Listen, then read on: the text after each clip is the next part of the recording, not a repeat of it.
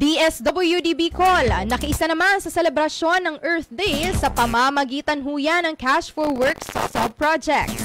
Para sa buong detalye, pakinggan naman natin ang ulat ni Stibiswa Calabanga intern na Jainin Ortiz.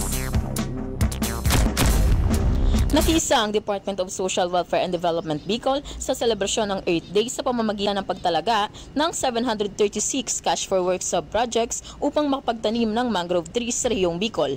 Ang Cash for Work sub-projects na ito ay nasa ilalim ng Kalahi Seeds na kung saan may 307 ang bilang sa Camarines Sur, 119 sa Masbate, 76 sa Catanduanes, 74 sa Sorsogon, 79 naman sa Albay at mayroong 41 sa Camarines Norte. Kasama rin dito ang pagsasagawa ng clean-up drive sa mga coastal at pampublikong lugar. Ang inisyatibong ito ng ahensya ay hindi lamang umano naglalayong mapanatili ang kapaligiran kundi isa ring patunay ng importansya ng pagbabayanihan.